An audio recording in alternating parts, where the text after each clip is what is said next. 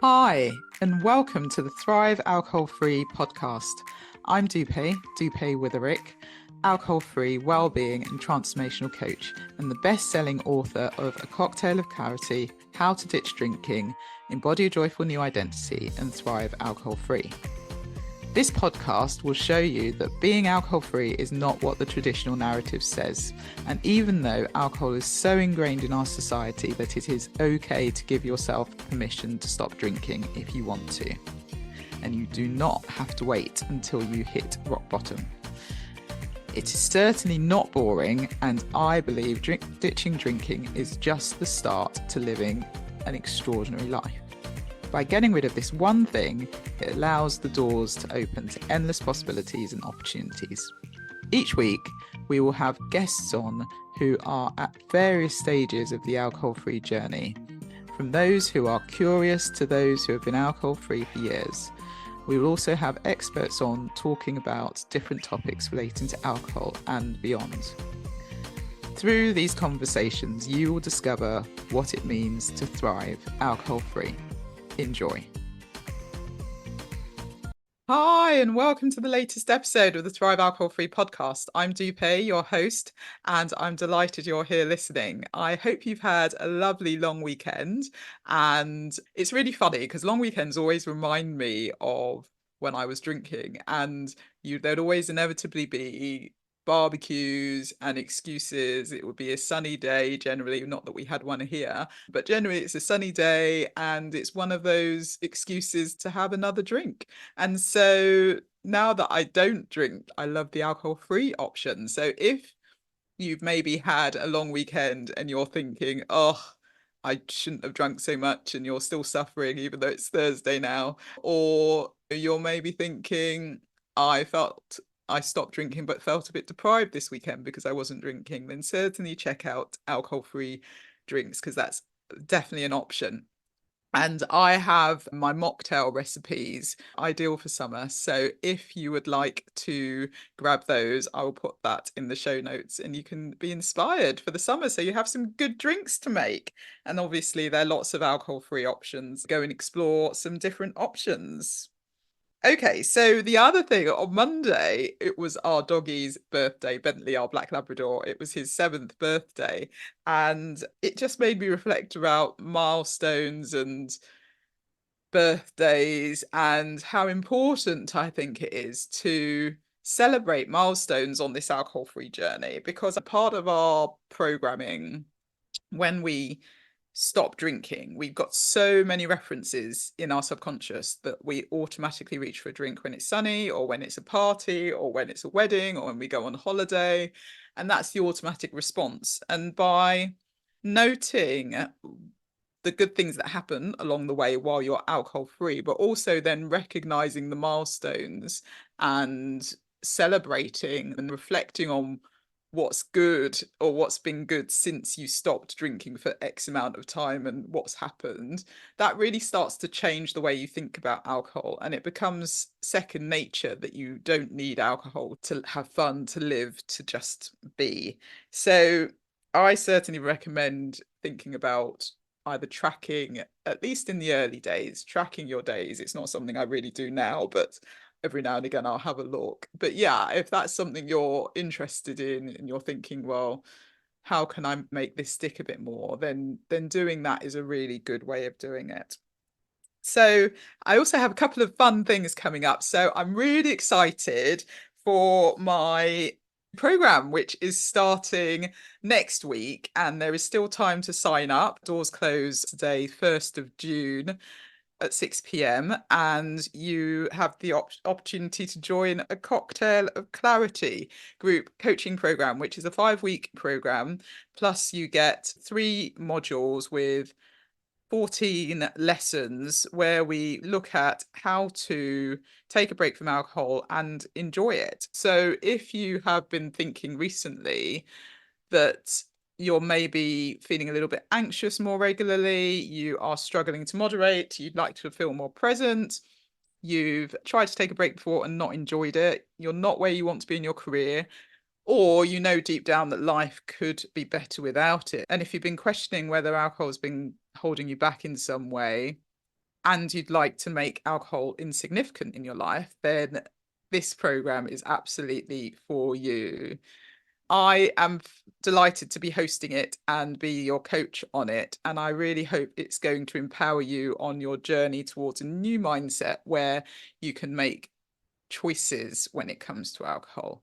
So it's going to really help you discover how to see alcohol in a different light, how to build an alcohol-free toolkit, how to navigate those alcohol-free firsts, find passions and hobbies, incorporate everyday self-care, manage and process your emotions, and discover what you really want in life.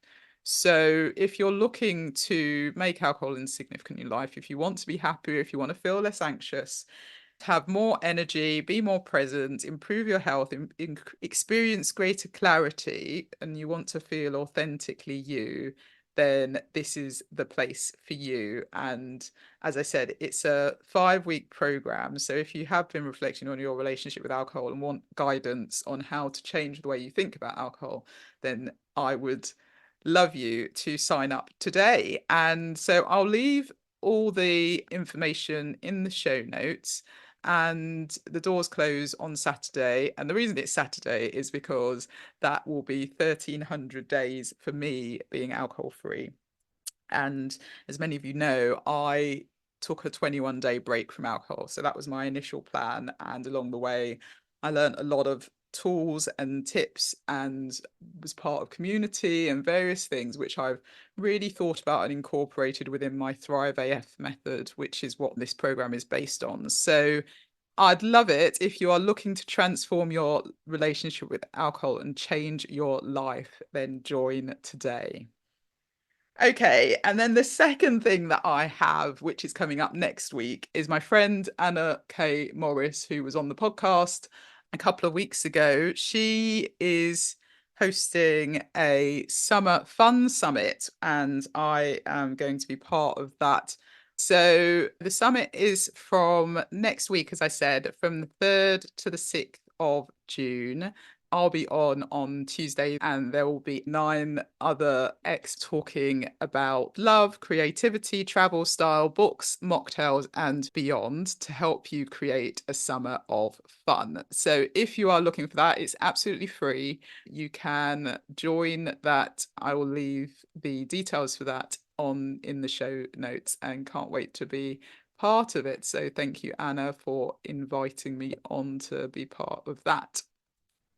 Okay, so today's guest is David J. Greer, an entrepreneurial coach, author, and facilitator.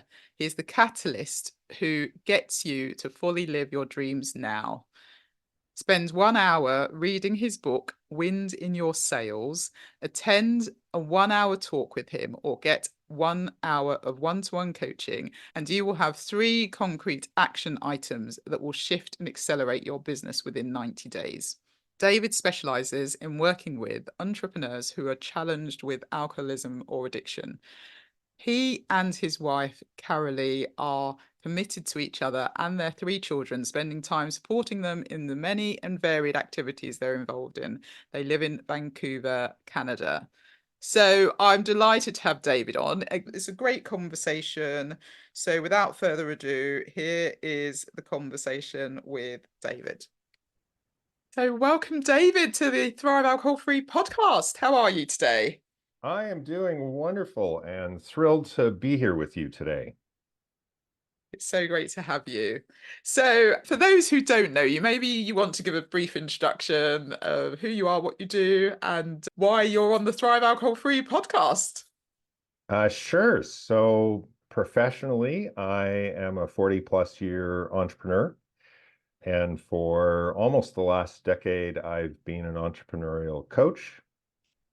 And I have been sober for a little over 15 years. And about 3 years ago, I made the decision to come out publicly as a recovering alcoholic and to specialize in helping entrepreneurs who could or might be struggling with alcoholism and or addiction. So that's kind of the professional side. On the personal side, I'm being just celebrated my 42nd anniversary. Congratulations. And we have 3 kids. We have 2 grandkids. love to travel. I just came back from 12 days away on my sailboat. Sailing is a really big part of my story and my See the life. pictures in the background. They look fabulous. Yes, so, and going on adventures. So that's a little bit about my personal life. Wonderful, wonderful. So I suppose maybe we start. I'm fascinated. You said you only came out 3 years ago. And so what made you make that decision? Um, I'm not certain what was the ultimate catalyst, but part of my story and how I got into sobriety is through an amazing coach. And then after working with that coach for 9 years, I got another coach, my current coach, Nan O'Connor, who I just had a call with yesterday. And Nan reflected back to me on multiple coaching calls how pure my energy was anytime I was talking about my recovery and my journey into recovery. And she just kept kind of nudging me to share more of my experience, strength, and hope publicly. And so, anyways, I resisted that for a few years, as sometimes these things do. And yeah, then, anyways, I guess it was around my 12-year anniversary of being sober that I published a video. So I have a whole bunch of videos on my YouTube channel talking about recovery, talking about what it's like to be an entrepreneur in recovery. I also have lots of videos on business, high growth businesses, culture, people, strategy, the nuts and bolts of what I do as a professional coach, but overlaid with this, I have this entrepreneurial experience of what it's like to be a practicing alcoholic and running a business. And also, Yeah. like, looking around, I can't find, or I've struggled to find, like, other business coaches who specialize in this area. Yeah, it's definitely a niche. And I think we've all got so many layers, haven't we, of us, and so many different things that we've Right. been through that we can And then.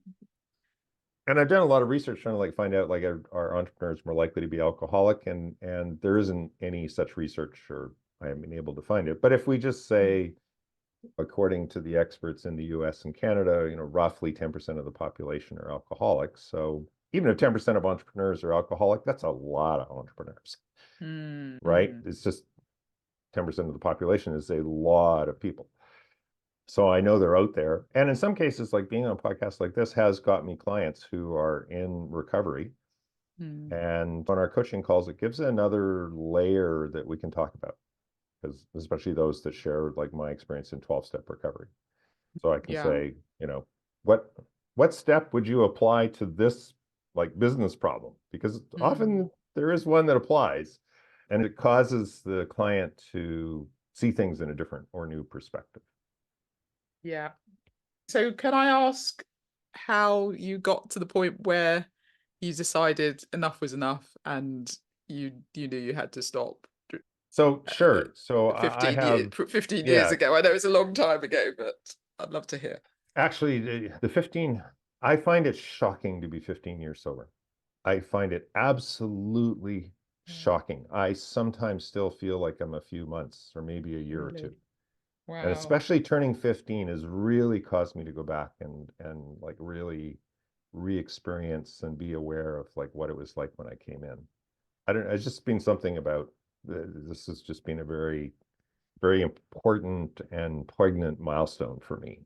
I can imagine. And I do not know how it's possible that, I mean, So I do, but emotionally I don't in some ways. But let's talk about the journey in.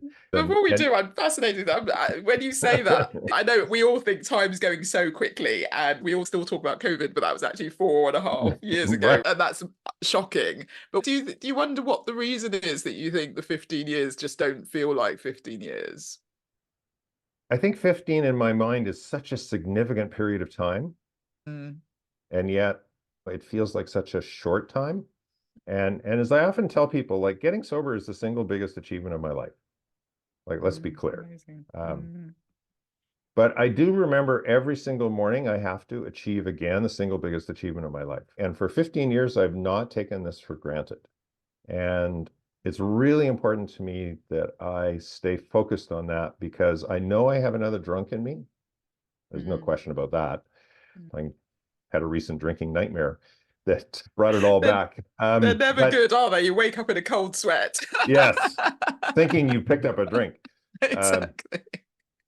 But I don't know if I have another recovery in me, and I don't want to take the Interesting. risk. And I think, my drinking style was to be isolating, and drugs were not part of my story. But now what I've kind of learned in recovery and heard from other people's stories, I think my alcoholic brain, if I went back out, would decide that trying some drugs to go with the alcohol to make it even better would probably be there. And I'd probably end up with some fentanyl laced drug and isolating using, and that would be it. I really think the path to drinking to me would be an early death. And so I really need to continue every day to see alcohol as a poison for me. So what does it have to do with 15? I don't know. I mean, it's this absolutely crystal clear focus that I've had for 15 years, like whatever it is, it's 5,600 days or something. I guess a lot of days, but I've never lost my focus. When I coach entrepreneurs, one of the biggest struggles in business is to make the number one thing be the number one thing. Yeah. And especially entrepreneurs who tend to wonder, and we all suffer terribly from red shiny ball syndrome. Oh, look over there. Isn't that bright shiny? Let's go look at that. And I have a gift. Every single day I know what the number one thing is. And I need to make the number one thing be the number one thing every day. Yeah. And in some ways that's really a gift. And so you still find yourself thinking about it, or is it just you're thinking about the fact you know that you can't do it? It's just the At practice too of the things I've been taught. So sitting in my cushion, writing in my journal, doing a set of morning prayers, asking for a power greater than myself to keep me sober today. Like just this ritual routine, and I just really don't break it. I mean, partly because if I do my morning prayers, I usually have a better day. So it's self-serving in a lot of ways. Yeah. Right? Even though there's sometimes that little bit of resistance. Oh, do I have to do this again? Well, yes, you do. And your life will be better if you do. So let's just get on with it. Yeah. And they're just, good morning rituals to have, aren't they? Yeah. Really, Whether you're alcoholic or not. Exactly. Yeah, Yes, exactly. precisely. Yeah, Yeah, yeah, yeah. exactly. Absolutely. Absolutely. Okay. So, all right. So let's go back. So what led you to the 15 years ago? So, yeah, I have 20 years as a daily drinker being in complete denial. Right. And then I got to a point of being sick and tired of being sick and tired. But I got to back that up a little bit. So when I was in university getting my computer science degree, I worked with a consultant who'd founded a software company. And before I graduated, I joined that software company as the first employee after the founders. Wow. And I liked the place. I stayed 20 years and built it into a global powerhouse. And then I only had one major disagreement, and I bought out one of the founders 10 years in. And then 20 years in, the other founder and I had a really major disagreement about the future of the company and the strategic direction to take. And we ended up solving that by him buying me out quite unexpectedly. I won't get into all the details. And it was very emotional and a lot of ugly email messages. Let's put it that way. So I'm on the street in 2001, not noticing the dot-com meltdown, kind of busy chasing deals, when someone smarter than me said, David, your kids will never be 11, 9, and 5 again. And I literally, if you can imagine a light bulb going off over my head, it was like literally the aha moment. And so my wife and I hatched a plan where we commissioned a sailboat in the south of France, and we homeschooled our 3 children while sailing more than 5,000 miles in the Mediterranean for 2 years. Wow. What an amazing experience for your children. That is Yes. fantastic. They will always have that memory. And what a great place to be an alcoholic. Oh, yes. Didn't think of that one. Right. But a couple of things happened. One was I didn't realize, it's only after I got sober I even realized any of these, I think. But we did over 20 overnight passages where like you travel for 24, 36, 48, 72 hours nonstop. Right. And I never drank during those passages. And I didn't even have to like think about not drinking. Just was like when the lives of my family were totally at stake, I could actually put down the drink. I also had an amazing experience on our second overnight passage. We were crossing from the Balearic Islands to Corsica, across the Western Mediterranean Sea. And my son, who was 10 at the time, he and I came on watch about 2 in the morning. And it was a high pressure system, so we were actually motoring because there wasn't any wind, and it was perfectly clear. And as far as the eye could see was the Milky Way above us. Wow. And my son and I kept mistaking stars on the horizon for the lights of ships. Like it was literally that bright. And we were, we're like a long ways away from any like man-made light source. So you really get to see. And I really think that was the universe touching me and later I think opening up possibilities to me. So I had those experiences. I came back and I did 3 years of angel investing and working for options and being on boards of directors. And then I took a young CEO to this training session in this business framework that I'd heard a lot about, but I didn't know a lot about. And it turns out I later would specialize in that particular framework, but that's not the important part of the story. In the back of the room were 2 business coaches. And I talked to both of them, but one of them made me more uncomfortable than I had been since I'd left Robel, the company that I'd been with for 20 years. And I had tears in the corner of my eyes, like after a 5-minute conversation. And I think he said something like, there's 100 people in this room and they all need your help. And I'd been trying to find people I could help for like 3-4 years. And I couldn't find anyone that was interested in working with me. And I didn't realize until that moment how unfulfilled I was. And so I took his business card and I had it next to my phone, and probably once a week for the next 3 weeks, I thought about calling Coach Kevin, and the phone weighed at least 10,000 pounds. And 3 weeks on, Kevin called me, said, hi, we met at the Vern Harnish event. Do you remember me? And I said, yes. My brain's going, I haven't thought about much else in the last 3 weeks, but yes, I remember. Tell him that, obviously. I did, obviously. And anyways, I hired him as my coach. And on my 50th birthday, we had our first coaching session, which at that time for Kevin, your opening coaching session was 2 8-hour days. Like he's my kind of guy. Like you're all in or you're all out. There's no halfway in this. Yeah. So I worked with Kevin for 9 years, but after 18 months, we had kind of cleared all the clutter off the table, and kind of reestablished, worked on some of the things that were blocking me from being appealing to work with. And we kind of cleared all the clutter off the table. And then the only thing left was the elephant in the room, of which Kevin knew nothing about. And on January 26, 2009, so my deal with Kevin was the day before, the night before, we had a coaching call. I'd send him an email message with like the successes I'd had since our last call and a topic for our coaching call. And I had my last beer, which that day I probably had at least a dozen. And I'd carefully made sure there was no more in the house. At about 10 o'clock at night, I sent him an email and I said, the topic for our call tomorrow is my drinking. And the next day we had our coaching call and we talked about my drinking. And I think the universe put Kevin in my path so I could get sober. And he knew he was not an alcoholic, but just through some of his life experiences, he interacted with people that were very active in a 12-step recovery. And he coached me to go to my first 12-step meeting. So that was a Tuesday, January 27th, 2009. And I committed to go to a meeting by that Friday. And then being the overachiever that I am, I knew I had a networking event, a technology event downtown, and a presentation that ran from like 5 to 8. So I went online and I looked for meetings that night. And lo and behold, at 8:30, there would be a meeting a quarter of a block off the main road that I would be driving on the way to my home. And so I wrote down the details and I went to that meeting and walked into 12-step recovery and stood at the back of the room as one does in your first meeting. And a couple of young ladies came out and were very kind and greeted me and welcomed me. And I didn't sit in the back row, but I sat on the very edge of one row so I could run away if I needed to. And at that time in that meeting, 3/4 of the way, they asked, is there anyone new to the program that'd like to stand and introduce themselves? And I sat on my hands for a good 20 seconds, but the chairperson that night like waited 30. And at the last second, I stood up and said, I'm David, I'm an alcoholic. And I think that was the first time I admitted my truth.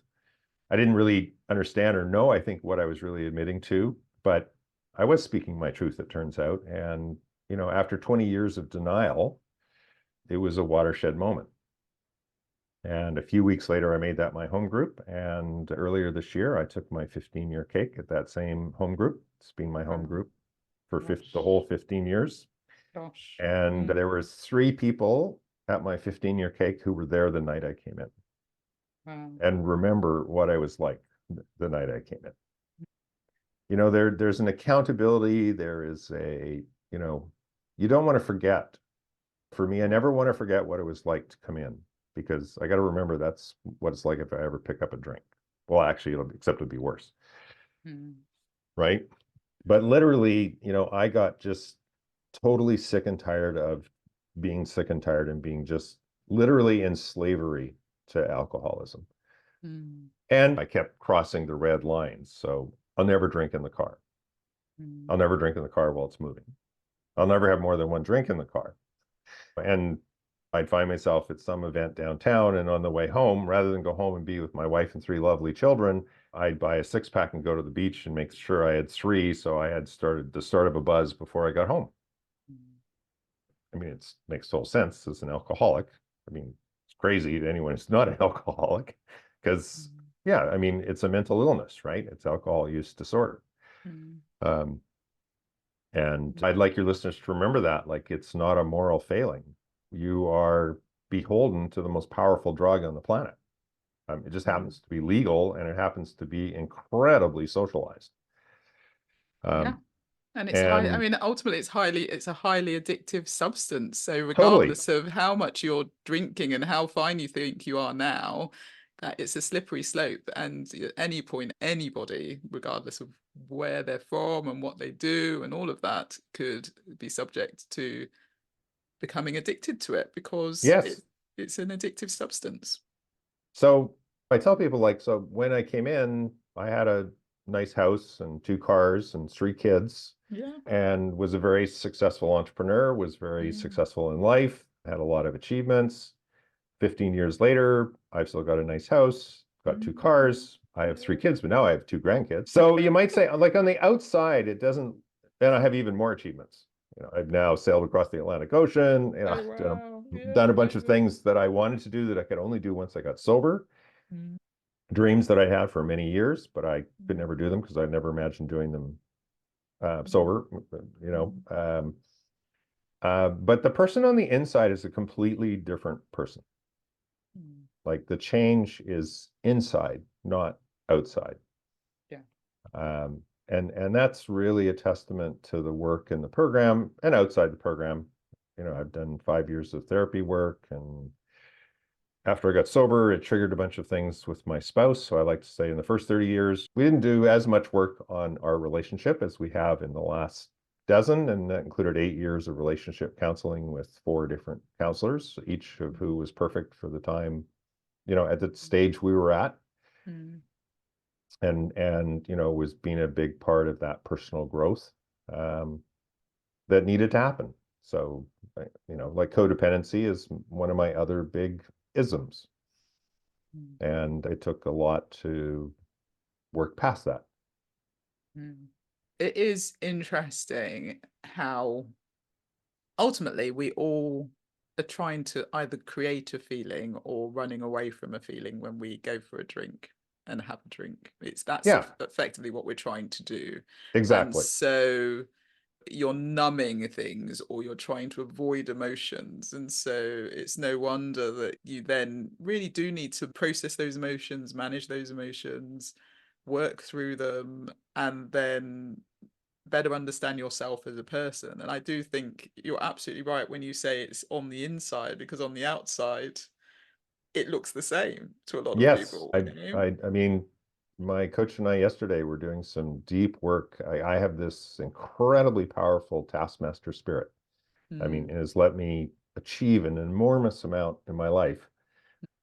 And it's baked very, very, very deep into my psyche. So I was just out on my sailboat, and it was like, you know, taking some days where I literally did nothing, where, you know, I took a 3-hour rest nap in the afternoon. I'm sitting in the cockpit trying to read, you know, a sailing magazine, and it's perfectly still, and I'm hearing the birds. And my taskmaster spirit's telling me I'm unworthy. Like, you haven't achieved enough today, right? And that was probably the first time I really sensed into that feeling of unworthiness. So it's taken like 15 years of work to get to the point where I can be, and I made a very conscious decision to just be with it and the discomfort. And like, no TMS, we are not going to do anything right now. I'm going to keep drinking my tea and reading my magazine and listening to the things and being aware and present to what's going on around me. Yeah. And 30 seconds later, it's like TMS is trying to get me off my seat and go to do something. Yeah. It's very irritating. But Yeah. yeah, but this is what makes me an incredibly driven person. And sometimes, like, you know, I do get a lot done. I'll get more done in a day than a lot of people get done in a week. And that is a superpower. And, it can really, really work against me. Like, where's my taskmaster spirit in rest and recovery and building resiliency? Like, it's an equally valid task, right? Absolutely. But I haven't convinced TMS of that yet. Naming my taskmaster spirit, which I did with the therapist, was actually a very powerful moment. We say that in coaching, like, if you can name it, you can tame it. And so identifying that and being able to name it. And I also have a lot of my inner child self are represented by various sea creatures. So my TMS is represented by an octopus. Partly because with 8 arms, my octopus can get me to do a lot of things. Yeah. It can move a lot of things all at once. Yeah, yeah, absolutely. Yeah. That's absolutely fascinating. Thank you for sharing that. Worthiness is a key thing, and it is amazing how we feel unworthy because of certain things, and how few people actually appreciate that resting is a task. It is actually Yes. something that we all need to do and we all deserve to do. And just because we're resting, it doesn't mean we're not doing or being. We are Right. fundamentally doing that. But it's a struggle for a lot of people to do that. Yeah, especially because I coach around this model from my previous coach, Coach Kevin, in his book, Your Oxygen Mask First. We we coach around 3 aspects of life. One is like career, finances, business. So that's kind of the entrepreneurial part for the most of my clients who I work with. And then life, relationships, family. And the people I work with are super passionate generally about both of those. And what happens though is they're so passionate, put so much energy into that, they literally squeeze themselves out in the middle. So Kevin asked us to put this middle piece in, which is self. Yeah. So career, finances, business, life, family, relationships, but self. And it's not that you necessarily need rest, like going on a big sailing adventure, which is not particularly restful, but it can be very restorative to me. Yeah. Like, it's something that I just do for myself. Yeah. Like I lived with you in a sailboat in the Mediterranean for 2 years. I don't need another sailing adventure. Yeah.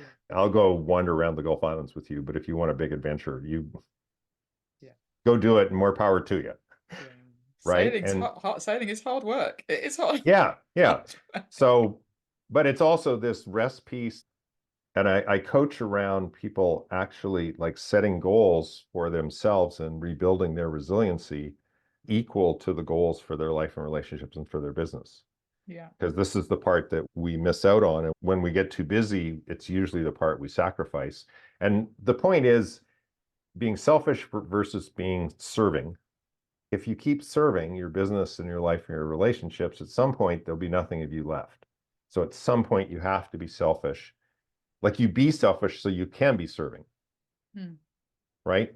It has to stay in balance. And so the mistake a lot of us, I think, I'm kind of one of those uber high performers, high energy people. So then I just burn myself out. I mean, eventually the universe clobbers me over the head and makes me extremely sick, or somehow takes me out of the game because I'm not looking after myself.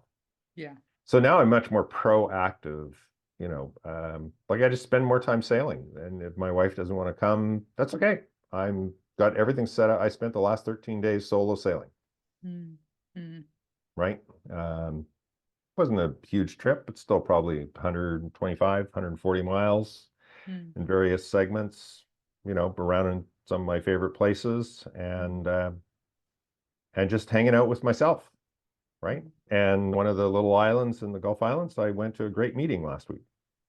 I go look for recovery anytime I travel. And in fact, travel and recovery has been a really special, something I really enjoy.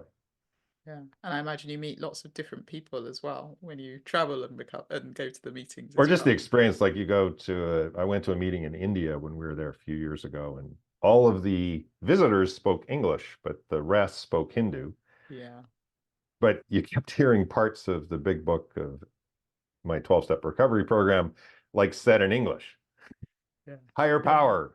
Yeah. Like Their words that they couldn't convert to the yeah, different so languages. Yeah. Yeah. so you couldn't understand like 90% of the conversation except these little bits that came out. Yeah. And Yeah. it, you know, and if nothing else, it was a 90-minute meeting, so it just forced me to be present and just be there, and you know, just to be in the experience. Yeah. Yeah, I absolutely agree. Self-care is a key piece of what I coach on, and self-care is not selfish. And it is really important that you. It's funny, I was speaking to someone the other day about, so I was coaching them, and they were talking about they just really struggle to put their oxygen mask on first. And they think that, and it's common with lots of people. I think we all think we need to keep going. We need to do, we need to serve, we need to make sure everyone else is fine. And come hell or high water, that's what we're going to do. And then we forget. Yeah, and there's a belief system certainly that I've had that, you know, like looking after myself is selfish and being selfish is bad. Mm, So some of my coaching is like, if you're not selfish, then you can't be there for other people. I have to put my program of recovery first, yeah. because if I'm not sober, like all the bets are off. I can't be there for everyone else, or I'll drive drunk, or like just it'll be bad. So I still sometimes are in conflict with my significant other, but it's like, I need to go to a meeting right now, and I'm going to go to a meeting. And, you know, we didn't have anything else planned. And that's what I'm going to do, because that's what I need right now to look after myself and my recovery. And would you say, I mean, I've not done it, so I don't know very much about it. And so this is a fascinating conversation for me. So thank you for sharing. Would you say that the meetings are your key way of staying the path, or would you say, I know you talked about They're therapy and other coaching and other things, but even meetings are not like my whole 12-step recovery. yeah, Like they're a very important part of my 12-step recovery. Working the steps of 12-step recovery, I've done it, I don't know, 6, 7, 8 times. The big book way. I'm also, for the last 5 years, been a member of ACA, Adult Children of Alcoholics and Dysfunctional Families. And that's been also a game changer for me. And I worked through the 3 workbooks that they have, including the newest one, which only came out a couple of years ago, called the Loving Parent Guidebook. And interesting, like my coach did the Loving Parent Guidebook just for her own personal growth. And she found it incredibly useful, even though she's not a member of ACA. And I've heard of other people that have done that for inner child work. It's a very powerful tool. Now, for me, I've never successfully done any of this work except in small groups. I do not get it going on my own. Yeah. So part of what this 12-step recovery gives me is, you know, like a small group of men want to get together and do the 12 steps the big book way. We meet once a week for 15, 16 weeks, which is a fair commitment, right? Yeah, absolutely. And we meet once a week. We talk about what was harder. We don't necessarily talk about the results, what we discovered in doing it. We talk about the process, what was hard, what was easy, or maybe some key insight about myself. And that shared accountability, like showing up every week for each other, hearing about each other's struggles. Oh, I'm not the only one that's challenged by doing this step. In that shared experience. And then the same in ACA, it's not being gender specific, it's been mixed groups, but it's always been a small group of people who commit to a time frame of some sort where they're going to work through. And it can be quite small. It can be just 2 or 3 people sometimes. I find bigger groups don't work that much as well. I find better, like, you know, no more than 7 or 8. Inevitably, there's usually a couple that fall off. Yeah, of course. Right. Yeah. So that's another piece. Another piece is about my 3rd week of sobriety, 4th week of sobriety. I found this private men's group that met every week and read from some of the 12-step literature called 12 Steps and 12 Traditions. And that group gets together once a week and reads a chapter from that book, and then goes around the table and everybody shares on, like what showed up in the reading for them, or they share what's going on in life for them. And that I still attend, even when I was out on my sailboat. We have a hybrid, so you can join by Zoom or in person. So from my sailboat, I joined the last couple of Mondays. It happens to meet on a Monday night. I joined by Zoom. And I've been doing that for like 15 and a quarter years. Wow. And that has been instrumental because, especially the first year, but really all the way through, I got to witness men being vulnerable. I got to witness men sharing their view of what a higher power looks like. And it's all over the place, like, because that's part of 12-step recovery, is your higher power is whatever you make it to be. And we can each have our own private vision of it. And I don't have to believe in yours, and you don't have to believe in mine. But the wisdom of the shared experience and hearing it. I remember probably a year into that group, someone shared and then they cried.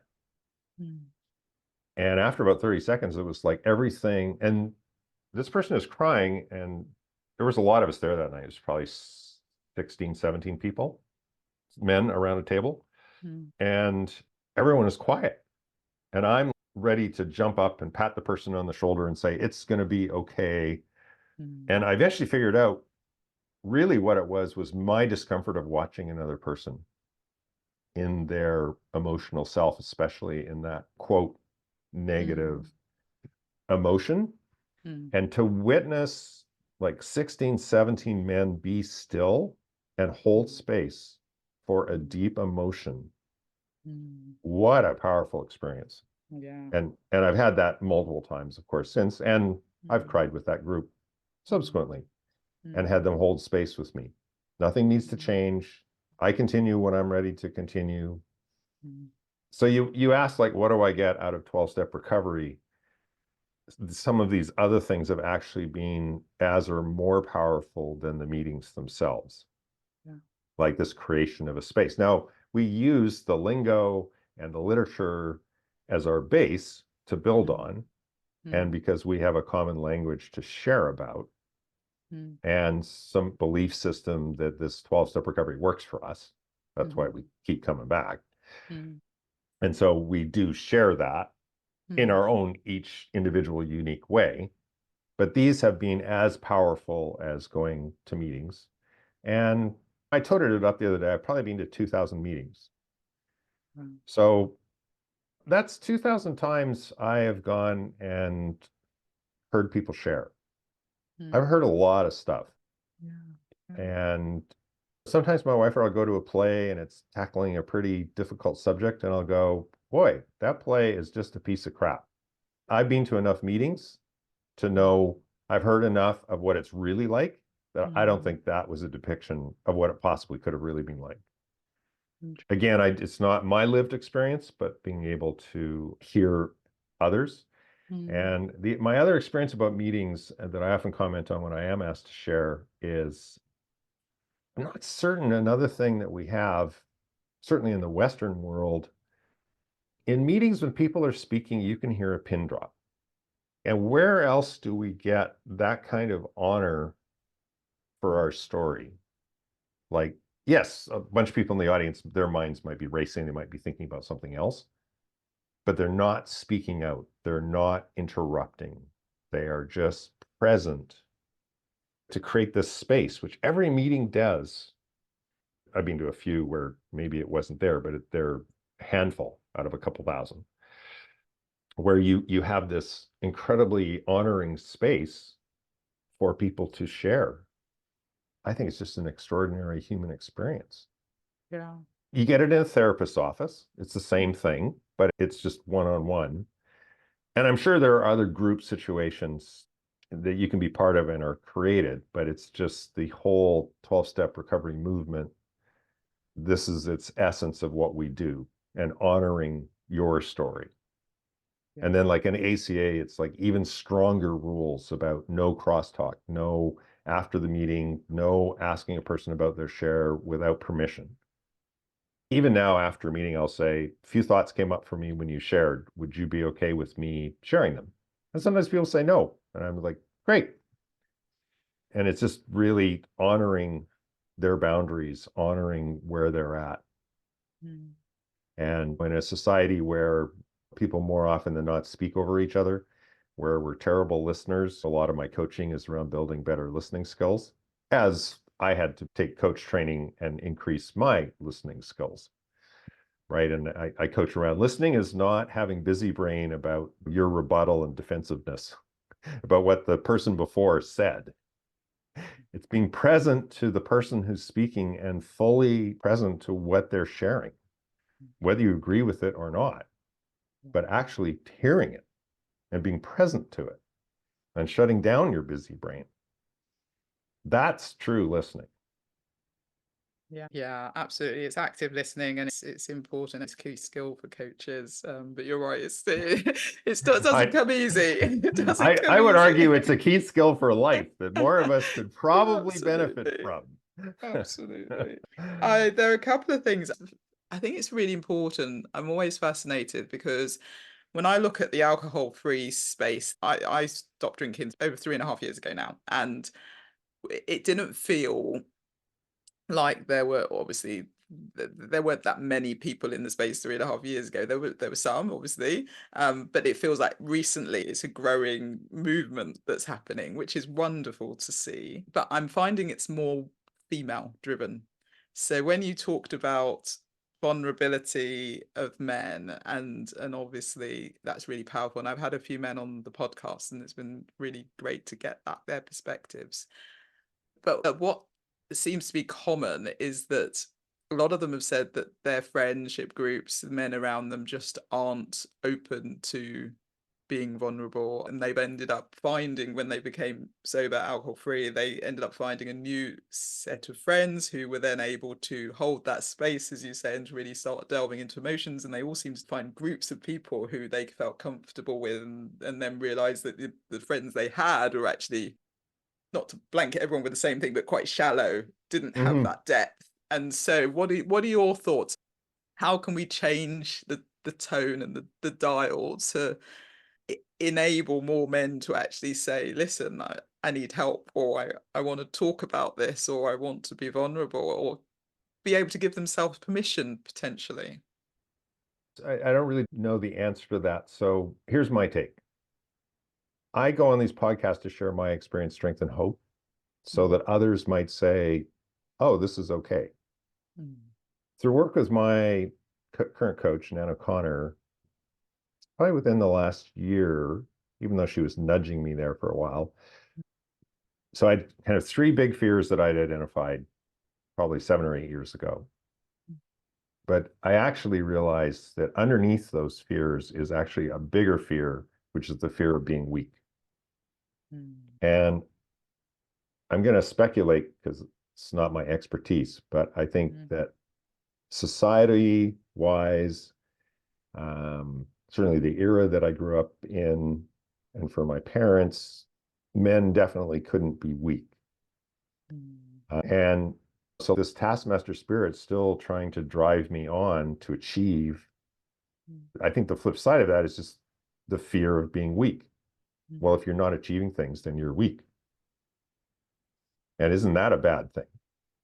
Right? Because Mm. a lot of times when I'm looking for my personal growth, I have to go dig deeper into my fears. I have to become more aware of when I'm operating from that place of fear. And oftentimes it's unconsciously operating from that place.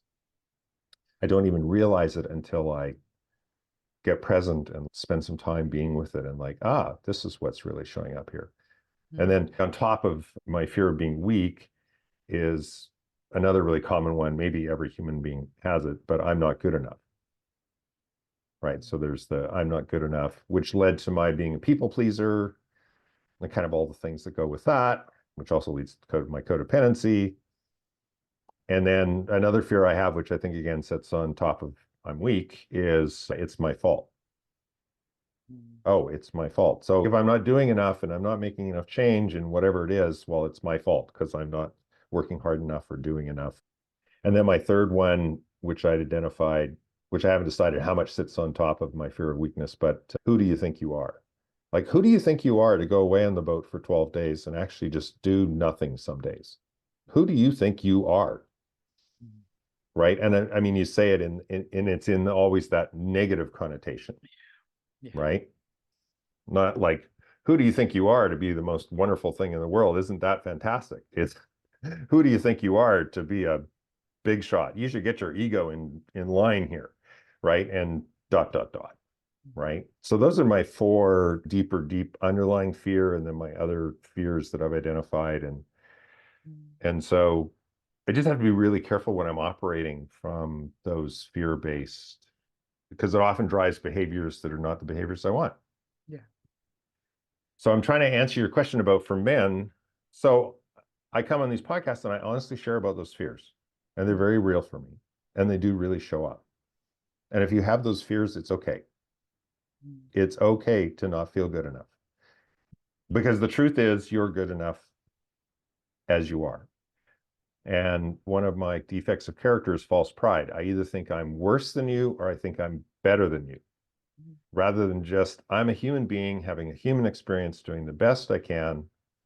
And I don't, in fact, need to compare myself to you and where you are on your journey. But I'm a hyper competitive person. So, of course, what's the first thing I do? Compare myself, trying to figure out whether I'm good enough, right? So again, it's just all of this work to let go of some of these things. And another thing I coach around for a lot of people, especially people who ruminate a lot about the past, is my belief is that every human being in every single moment is doing absolutely the best they can. They're doing the best they can with where they are, with what they believe, with what they've learned. And that really takes, so I don't spend a lot of time ruminating about, well, if only, I got into sobriety sooner. And I definitely ruminate about that once in a while. But I don't ruminate about it too long, because it's like, well, I was doing the best I could. And the best I could was to still have my alcoholic brain be in charge and be in denial. And that was the best that I could do.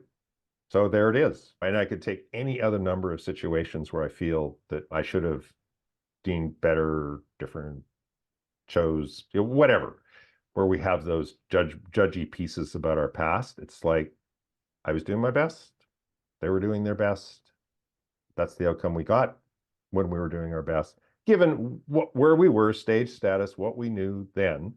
Like with what I knew now, I knew then I could have done better, but I didn't. That's been very helpful to me to build a belief system around everyone is doing their best in every moment. I might not like your behaviors and your best at the moment. It doesn't mean I have to agree with it or like it, but it's just, oh yeah, this person is doing the best they can in this instance. And I boiled it all down. So I'm a control freak, entrepreneurs particularly, and an alcoholic on top of it. So I've like double whammy of controlaholicism. And I've spent enough time in recovery that I only have two things I have control over. I have control over how I respond to the current event, which used to be I just reacted. Now, most of the time, I see the reaction and then I choose how to respond. Sometimes, but I'm not perfect. So sometimes I just react and then later I have to go make an amends. And I have a choice about the next right step. I have the next right step, and that's it. I have goals and I have visions and I have where I want to go. So that's easier to make my next right step because I have a destination which I'm aiming for. But I'm less outcome focused, because if I have a certain expectation of an outcome, then usually the universe will disappoint me. And my former coach, Kevin, used to tell it to me this way. I'm a super analytical, right? I'm a computer science, mathematically trained guy who ran a software business. So again, super analytical. So Kevin would say to me, David, the universe has already decided the outcome to this question with mathematical precision, and you do not need to know the math. God, I used to get pissed off when he'd tell me that. What do you I can mean I don't imagine. get to know? What do you mean I don't get to know the math? But I've since come to believe that that is very accurate and that I've come to peace about not knowing the math most of the time. Yeah, it's powerful what you've said, really. And I think it's about giving ourselves grace as well. You talked about every human being just doing the best they can in the moment, and we have to give others grace and we have to give ourselves grace. And I think that when you talked about those fears, I think it's common for everyone. I feel I don't want to be weak, I'm not worthy, I don't want to feel like I'm not good enough.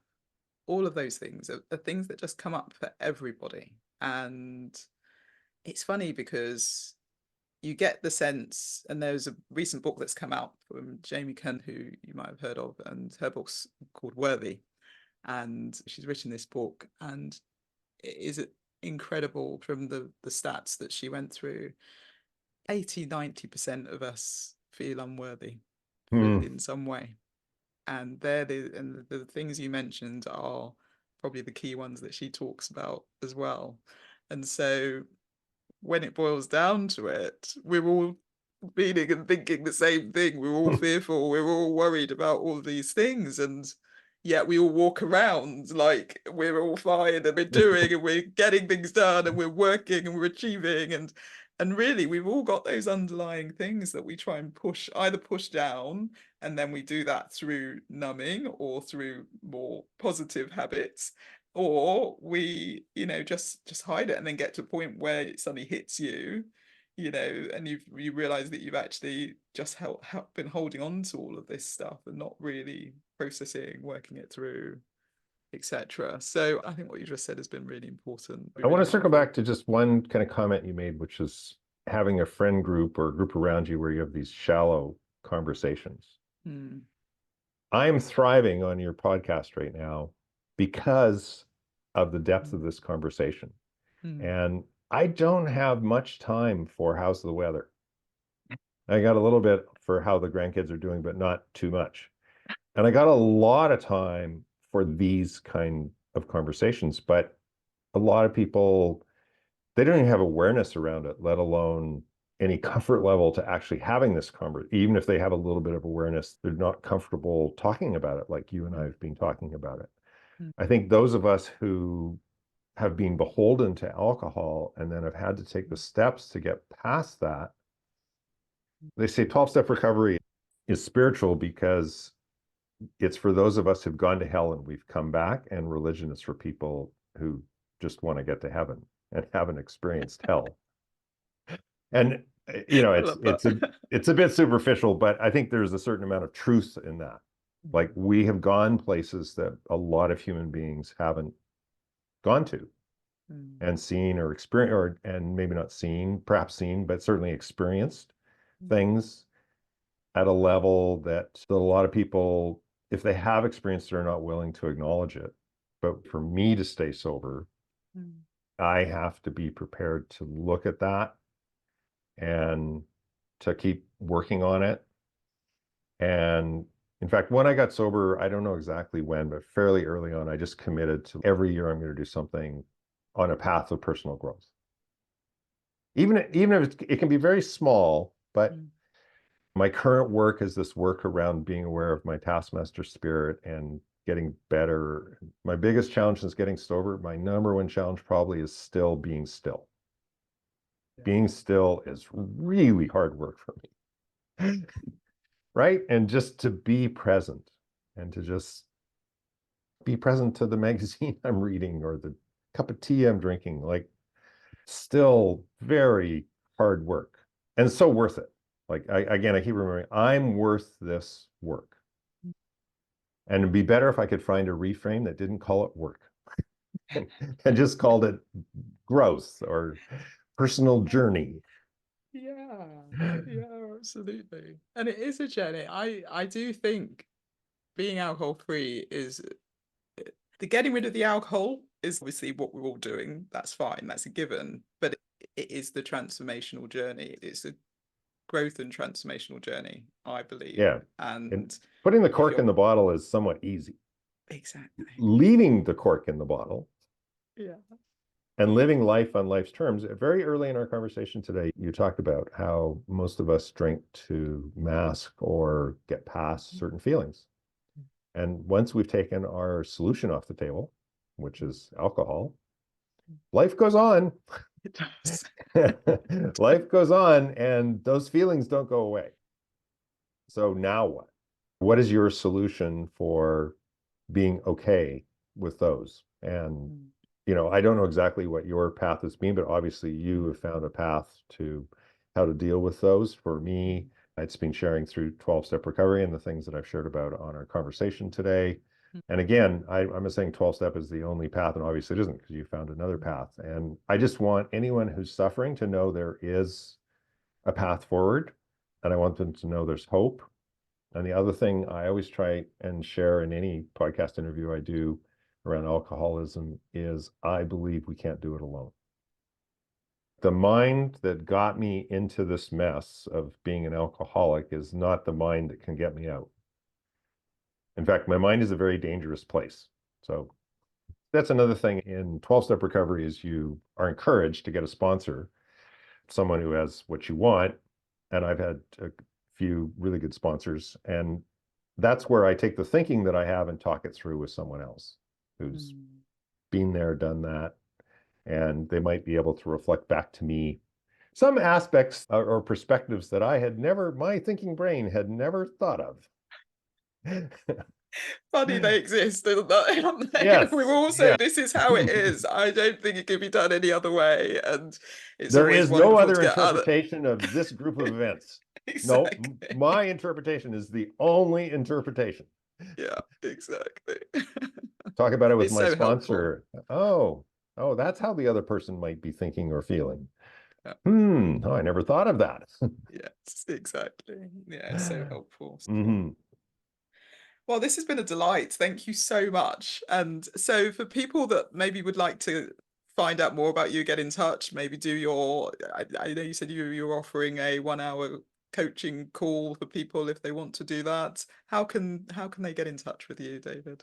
The easiest way is just through my website, coachdjgreer.com. That's Coach D as in David, J as in James, Greer.com. And top of every page, there's my email address and my phone number. So send me a text, send me an email. And as Dupe said, I offer a free, no obligation 1 hour coaching call. So if there's something you're stuck on, let's have a conversation about it and see how far we can go. So that offer is there for any of your listeners. Thank you so much. Thank you. So as we come to the end, I always ask this to every guest. What does thriving alcohol-free mean to you, David? Well, I think we've talked about several aspects of it in this call. I think for me to be able to do the things that allow me to thrive, that resiliency, that self piece, and to be able to do it guilt-free, that has really let me build a life of my fondest desires and to let me thrive in it every day. Not that every day is perfect, not that it doesn't have challenges, but I get to live every day as fully as possible. And to have that experience every day and to have it without any alcohol taking any part of it away, right? I'm not dulling any of my senses or any of my experiences with an artificial drug. And that's thriving to me. That is thriving. That's an amazing answer. Thank you so much. So any last piece? I know you've got lots of wisdom that you could share, but any last thing you want to leave with the listener? If you're questioning your relationship to alcohol, there is a reason. Talk to someone else about it. Well, thank you so much for being on the podcast. I really appreciate you taking the time. Thank And you. It's been wonderful. oh, good. And I hope that you have a wonderful day and we'll hopefully speak again soon. Take care. Thanks a lot. Well, thank you, David. That was wonderful conversation, and I'm sure it's going to be so helpful for you. And I do hope you found it useful. And I love the fact that we talked about vulnerability in men. So if you have a man in your life who you think could benefit from hearing this conversation, then please do share this episode. And remember that we always have control over how we can respond to things. We always have a choice about what's the next right step. So if there's anything in your life that's happening at the moment, just remember you can respond to it in any way that you feel you want to, and you have a choice on that. You can't necessarily control everything that's happening to you, but you can certainly control how to respond to it. So as I said, I hope you found this episode helpful and interesting, and do get in touch if you have anything that you would like to hear or people you'd like to learn from, and I will do my best to accommodate that. And as a reminder, a Cocktail of Clarity group coaching program starts next week, and there's still time to join up until the 1st of June. And if you want to join me on the Summer Fun Summit, then go and sign up for that for free as well. All right, well, lovely to speak, and I hope you have the most wonderful week, and I'll see you on the next episode. Take care. Thank you so much for listening to the Thrive Alcohol Free podcast. If you enjoyed the episode, please subscribe so you get alerted every time I drop a new episode. I'd love it if you could rate, review, and share this episode. Feel free to tag me on Instagram at Thrive Alcohol Free and follow me for daily tips. If you would like to work with me, I offer one-to-one coaching sessions and have my group coaching program. If you're not yet ready for coaching, I also have my book, A Cocktail of Clarity. All the links are in the show notes. I will see you in the next episode. Have a wonderful week. Take care.